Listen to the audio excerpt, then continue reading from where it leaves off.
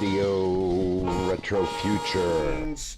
Hello everybody, welcome to Radio Retrofuture. I am Bonsert, and I hope everyone had a pleasant Halloween this weekend. And for you, we will now continue the Halloween theme with Martijn Adelmund. Hello Martijn. Hi. So you are a Dutch writer from the Netherlands, and you have written something which is kind of have become a tradition of combining old literature with, well, zombies. It's called a quirk classic.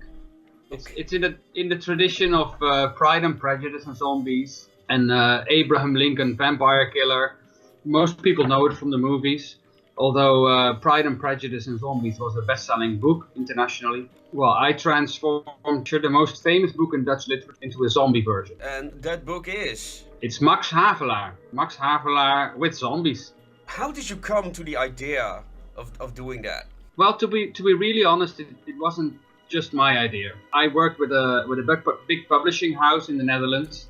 It's called Meulenhof. It's the publishing house of Tolkien, of Raymond Feist, of Robin Hobb, Terry Brooks, all well-known fantasy authors. That was the time 6 years ago when Pride and Prejudice with Zombies was a huge hit. And one of my colleagues, Chris Coy, came into our room and he said, we must do this with a Dutch classic. And he came up with the idea of Max Havelaar. Well, the publisher, because under the publisher we were just editors, and the publisher didn't like the idea at all. But it just got stuck in my mind. That evening I wrote a proposal, but it didn't help. We didn't do it with Meulenhof at the time, but it kept nagging me, the idea. I moved on, I did other projects, for instance, witches books. I made a series with Iris Compiet. These are the books, witches. And it won a few prizes, the first part and the second part as well. So Iris and me got more famous in the Netherlands. But the books didn't really sell that well. We got a lot of good reviews. Our publisher wanted something new. I already spoke with him about the Max Havelaar idea, and he said you should do the Max Havelaar now, because Pride and Prejudice was in the theaters as a movie.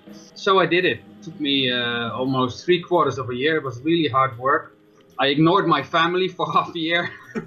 Produced Max Havelaar with zombies. You previewed it on Bats and Dice this Halloween, correct?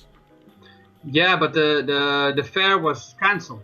Oh, I didn't catch that. There was no Bats and Dice this year.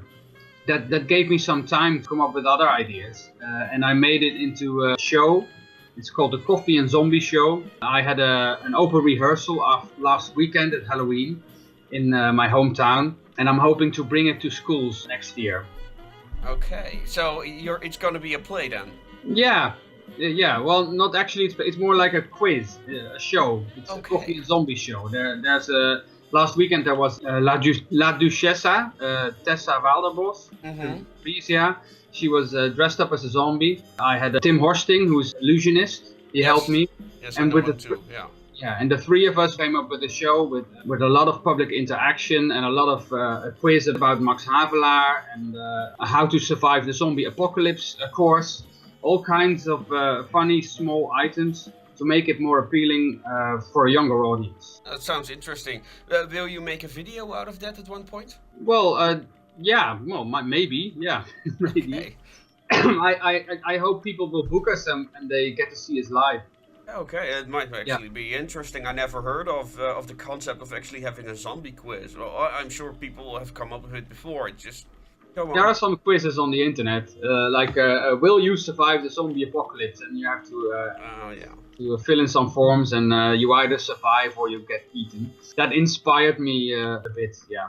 But it's also a very good way of spark the interest of students in old books and on history.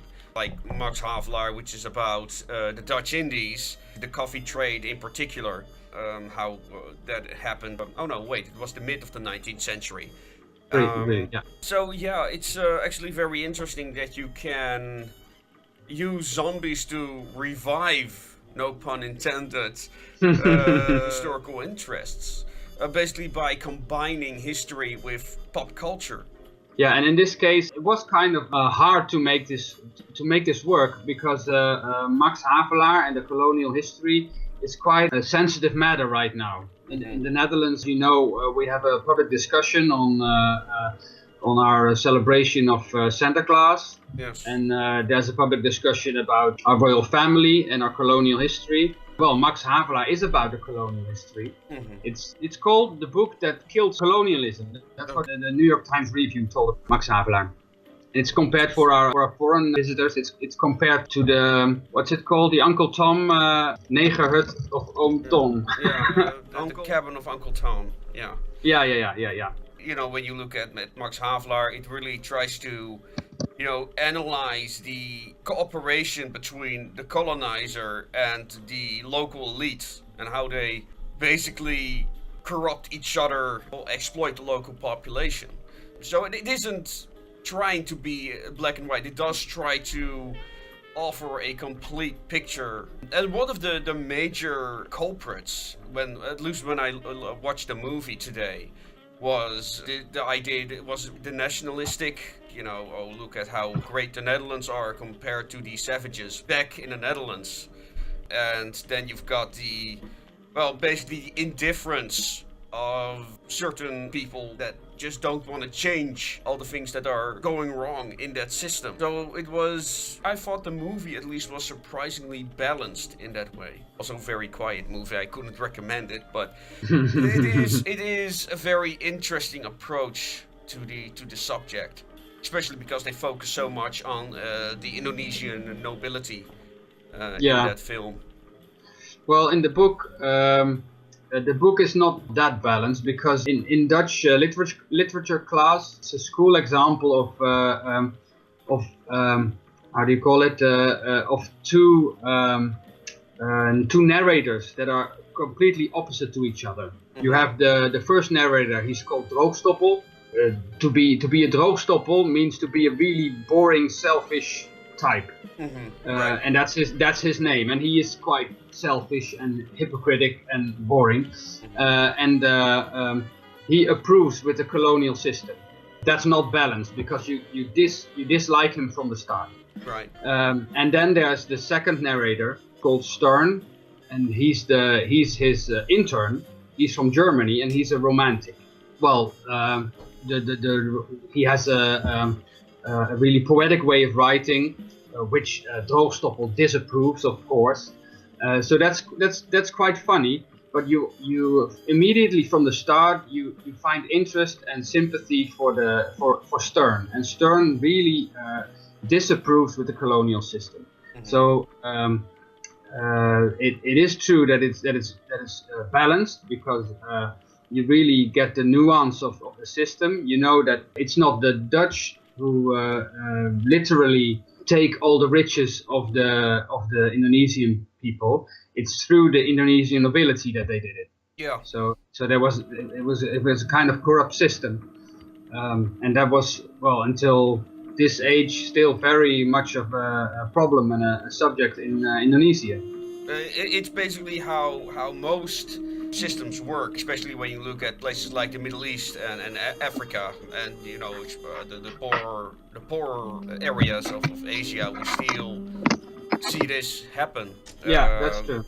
That there is a great indifference in basically the rich nobility, the aristocracy in these countries toward their own people, basically. Yeah. So it's the only way to control a really large group of people, through the local nobilities. When I really dove into the subject, it was surprisingly easy to fit in the zombie theme there, because if it's about oppression, if it's about revenge and about silent objection to a system, zombies are a really welcome image. That was the Night of the Living Dead. Right. Was seen as a very political movie. It was brought out in the same year when Martin Luther King was assassinated. Mm-hmm. So in that time, when the movie was made, there were riots in the streets of Philadelphia. So the viewers of the movie, they always saw the zombies as the oppressed coming to take revenge. Right. So from then on, in zombie movies, there has always been a political tension. Well, not always, but it's a welcome theme to combine the zombie theme with oppression and political themes. So the Max Havelaar with zombies, well, in this case, was really easy to make. And well, I'm not sure if this is spoilers, but what is the source of the zombies in your book? Well, it's not a spoiler. The source of the zombies is actually the Dutch wanting to make more profit, because the zombies can work day and night. Right. So that's why they spoke with local shamans. They're called dukun. Those are the local medicine men in Java, and they found a way to revive the dead. And I did some research. That's actually some of the local myths. They tell the story about everyone in that culture has to be buried at the place where they're born. So the local dukun, they can revive the dead temporarily, so they can walk back to their hometown and it can be buried there. Okay. That's tradition. So I took that tradition. I made the Dutch oppressors use that, to shape them into the perfect worksmen to work day and night. So that's why, and that's the steampunk part of the book. The railroads, they got introduced into the Dutch Indies only in 1867, I believe, but in my book it's 10 years earlier, right, because the zombies work day and night. Yes. Yeah, well, you can actually call it steampunk in that way. Yeah. Well, in a literary way, because it's steam. Very little. It's I consider steampunk to be mostly pop culture in the past. So with the zombies and that, it fits perfect. Except of course that steampunk focuses a lot on the application of technology, especially futuristic and modern technology in a past era, and see how that changes. But in a way, you could replace zombies with robots and have them come and rise from up. Mars. Yeah, for example, So it always they have very similar themes in many cases. But do you any of the characters of the book also make an appearance in yours, and how did you approach that? How did I approach what? Sorry. Well, I take it you've had the characters of the book in your book as well. Yeah. So how did you go about on writing those characters, and how did you figure they would respond to certain situations? Well, then there's the complexity of the book, of course. There's two layers in the story. There's the outer layer with Droogstoppel and Stern. That's the first few chapters of the book, and sometimes in between you get a Droogstoppel chapter again. That's where you meet the zombies at first, and that was really nice to write, because Droogstoppel is such a stable and intellectual, boring type that he can walk into a zombie and not be moved. Right. So that's what happens in one of the first chapters. His son gets slaughtered by a zombie gorilla, a zombie orangutan, and he is shocked, but he hides it by being Droogstoppel, just neglecting it, and that's the first time you meet the zombies in the book. And after that, you transform. The reader is put into the Netherlands, the Indies, and that's when we meet Max Havelaar and his wife Tine. And Max Havelaar, I mostly kept the way he was, because he is the Max Havelaar, and Right. he has to play his role. But there were characters around him that could be transformed. For instance, his wife Tina. Mm-hmm. Right. Yeah. But I think Max Havelaar is very relatable to, the average 21st century person in the Netherlands. I think he's against the racism. He stands up for the little man. So he's kind of almost a kind of a Mary Sue that way. Yeah. So but what did you? How did you change Tina? Well, Tina in the original Max Havelaar is a really traditional, really traditional. She supports her husband, and apart from that, she does almost nothing in the book. Right. And in my version, they fight back to back.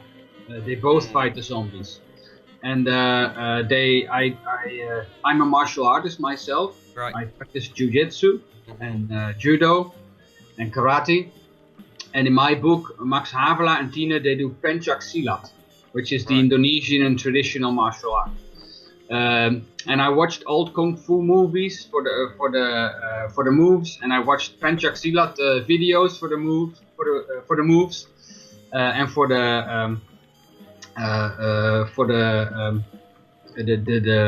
the way they call their moves. Mm-hmm. So she's a hot babe in my version of Max Havelaar. Yeah. Okay. And how did you? We already talked a lot about the feudal lord. I'm not sure what his name was.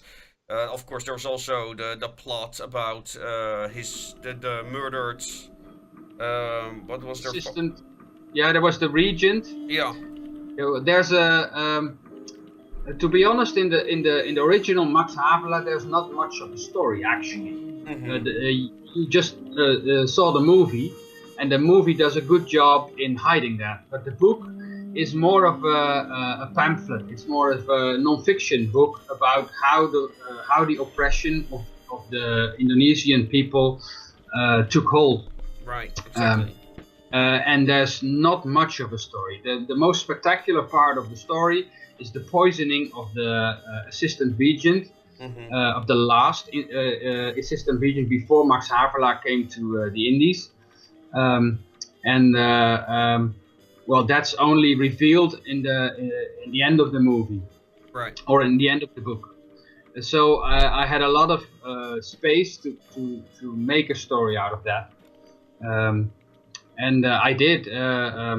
There's the conflict between the assistant regent Max Havelaar, and on the other side there's a resident, which is the local noble, the highest noble in the country. Through other family members, he oppresses the local population, and he controls the zombies. Okay. It's never really explicit, but as a reader you know that. And Max Havelaar goes to this regent and he confronts him. He travels to go there and he travels back, and during those travels, well, zombies come. And he has small adventures. So basically, it's the typical fight for survival with a kind of a kung fu twist. There's this kung fu twist, but there's also the Asian, the local customs of reviving the dead to bring them back to their hometown. That's just one of the customs. There, in Indonesia, there are lots of superstitions and customs, because Asian culture is very rich with ghost stories and demons. They're called hantu, and those they have a very significant role in my book. Right. Well, when you talk to my family's from the Dutch Indies, so I was raised with all the stories of superstition. The stille kracht, or the silent force, if it's ever been translated into English, is all about superstition, and people worshipping kind of apostle type or shamanic characters. So yeah, it's really interesting to see how when my family came here, you know, they were really treated like these alien beings. They were treated really poorly, despite being Dutch. One of the things that the Dutch Indians drew to each other was that understanding of supernatural things, that they really believed in such things. And my mother still believes many of those things, even though the supernatural stories you hear were actually pranks. Often they were pranks being conducted by the servants. If their master didn't treat them right, they would, like, you know, create stone range, which was just basically pouring over a bag of pebbles over the unfortunate person that happened to walk underneath it. But they really took it seriously, and I have met people that, you know, Dutch people or Tatars as they're often called, that do not know anything about the culture, who go there and went back believing in all those supernatural tales. So there is something about the region that makes people believe these things. Is that something you encountered in your research? Yeah, of course, very much. And I was glad to, because it was a really thankful resource for the zombie stories. There are no actual zombies in the Indonesian folklore, but we have the pocong. Those are the not the walking dead, but they're hopping dead. They have their shrouds on, and because the death shrouds are so tight, they cannot move. They just hop in the night. I heard stories about those. Yeah, and there's also the white lady figures.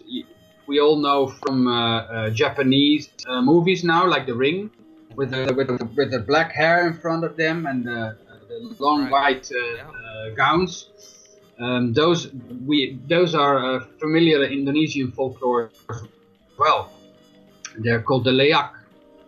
And they have, when they open their gowns, they have their entrails, their stomach, and all their insides pouring out.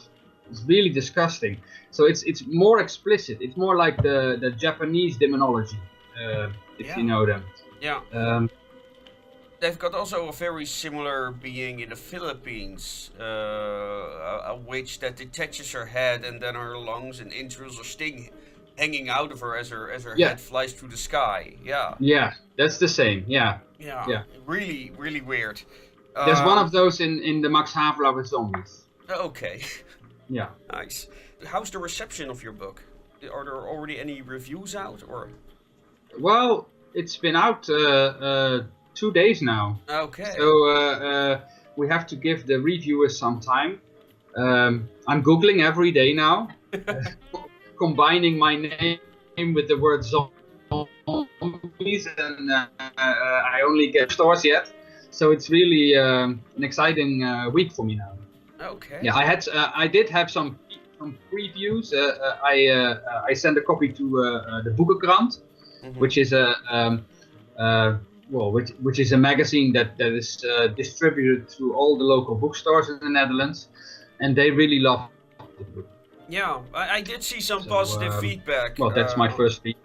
Yeah, so.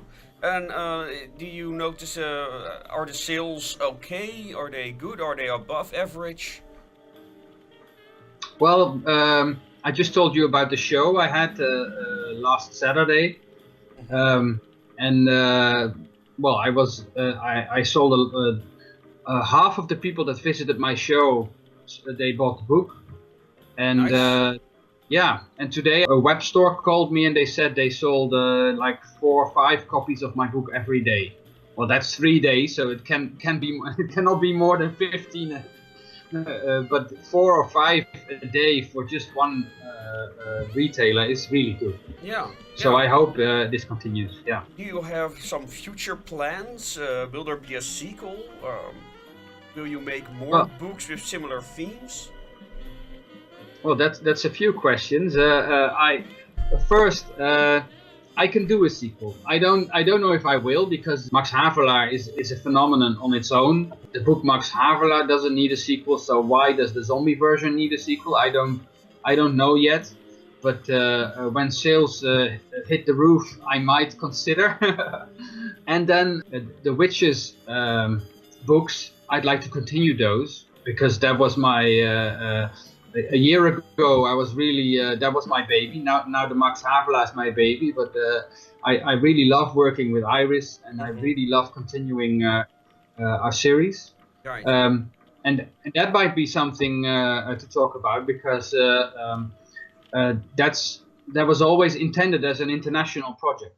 Okay.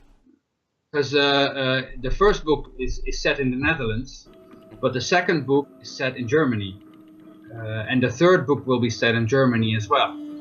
And I'm doing research in Cologne now, and I really hope to translate this book into German, because I think that the German culture really goes well with the Witches theme. Exactly. Yeah. So yeah, well, especially German culture. I mean, a lot of they have very similar canon to the Dutch, and I think actually Krampus was a movie based on Krampus was made this year, or hit theaters this year. So there is an interest now for German folklore. I think it was actually quite popular in cinemas. So yeah, and the Witches theme has been popular for the last few years, almost as popular as zombies. But well, that's something I have in mind now. And there's another Dutch classic I'd like to make into a book. And that's and I don't think it has ever been translated. So the title in Dutch is Op hoop van zegen, and it's about Dutch fisher culture and how the Dutch fishermen were exploited in the 19th century. There's actually been a very good movie or TV series about it, I think. Yeah, there was, in the 80s as well. So it's been a while. It's been 20 years since that book, or actually was a play, was in public interest. And after the zombies, I really have to do Op hoop van zegen with sea monsters. Oh, right. yeah, you can do so much with that. Yeah.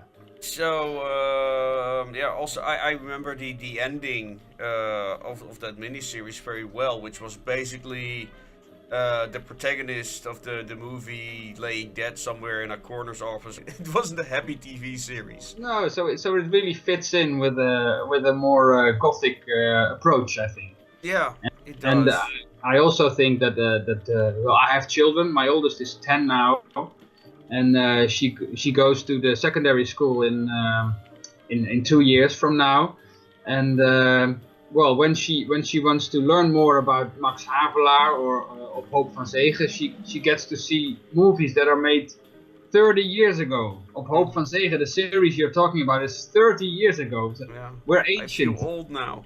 Yeah, there has to be a newer approach. So I think it does.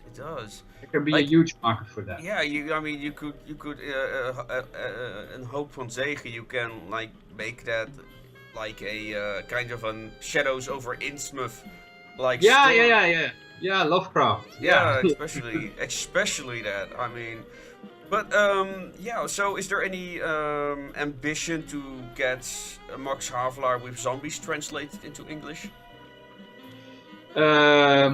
Well, ambition. I think I'd like to go step by step. Right. First, I'd like to be in secondary schools all over the Netherlands with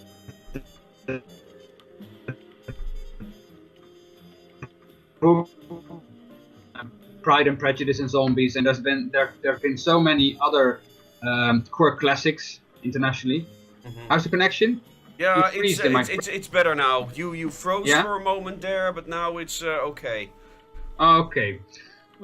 Well, let me recap. I'd like to go step by step. I'd like to bring Max Havelaar first to the secondary schools, and well, Max Havelaar has been an internationally acclaimed Dutch classic. So I could bring it for an international audience, yeah, but I think the impact of the story is more relevant for the Dutch people and the Indonesian people. Mm-hmm. I'd like to bring it internationally to Indonesia, for instance. That would be great. Yeah, well, I already mentioned the people who are involved in the Plesiran Tempo Dulu culture there, which is basically Indonesians reenacting Dutch colonials. It's really weird to see it when you're Dutch and we are basically taught to feel guilty about Indonesia. Yeah, which is for you know. Yeah, so maybe they are interested in helping you with that. A lot of them also speak Dutch, so... Are you still there? Yeah. Okay. Yeah, I'm still there. Yeah. Okay. So Yeah. maybe that's an entrance. I'm also trying to get one of those guys on the show because I'm really interested in what they have to tell about Plesiran Tempo Dulu and their perception of Dutch colonialism and why they also want to revive certain parts of that. Yeah. And In my research, I've seen that in Indonesia there's also a very active horror movie scene. There are a lot of young movie makers, filmmakers. They're making quite good zombie movies right now. So if any of you are watching, who knows? let's keep in touch. Let's make contact. Yeah. Yes. Let's that would be interesting if we could bring those two together for old time's sake. Maybe that came out wrong, but yeah, interesting. But I know there is a very strong metal, heavy metal culture there, so who knows? Yeah. I can imagine they are open to the idea. Let's see. Do you have anything you want to discuss? Well, I just we already discussed the witches now. We talked about Max Havelaar. We touched on the Lovecraft for a moment there, and I don't have any international ambition right now. But I'd like to show you. Do you know this magazine? I can't read the title. Oh wait. Let's see. I can't say I do. It's called Sigea. And it's an octopus. Yeah, I can see that in the green light. Okay. Yeah.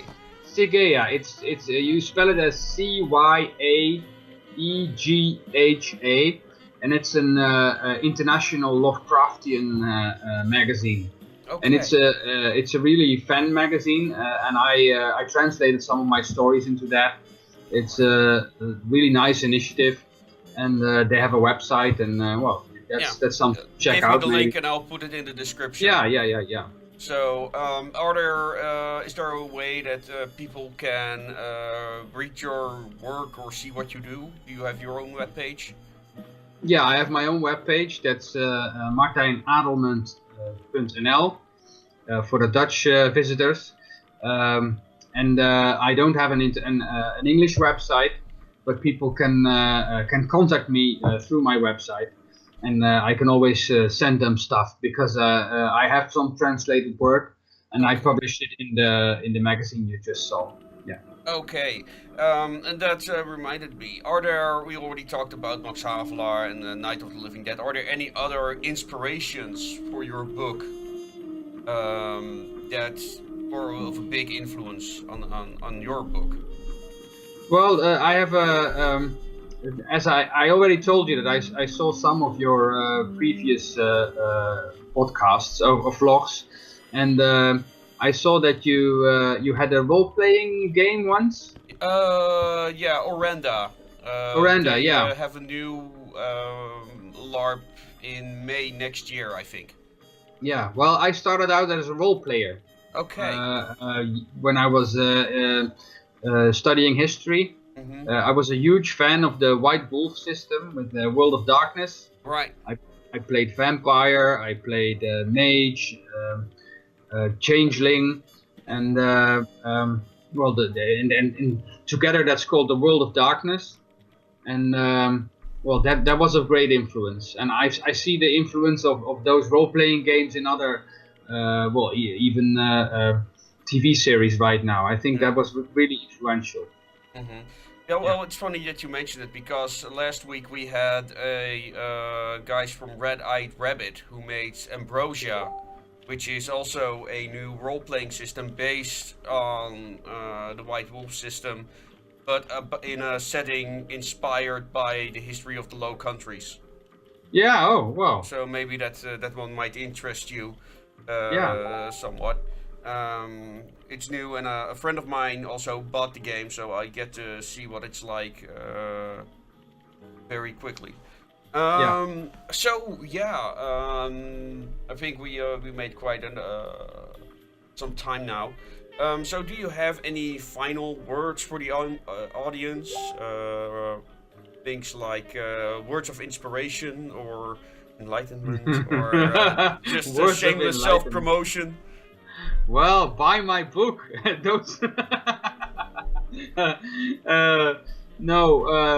I wish everyone the best, and don't have too much respect for the old literature. Make it funny, make it yours, make it fun. Change it if you don't like it. Play with literature. That's what I would like everyone to do. Okay. Well, and with that being said, I think it's time for us to end our show for tonight, people. I hope you enjoyed it, and as always, make it your way. Much better than Mars. Mars is dry and cold and dark and red, and I prefer green, fresh, sun, earth, actually. For steampunk, for example, the future is one of the greatest inspirations, as well as Neo-Victoriana and basically everything from the 19th and the 18th century. It's funny how something that hasn't happened yet can inspire such huge and massive creativity. Get your stuff done. Get your stuff done. They're waiting on you.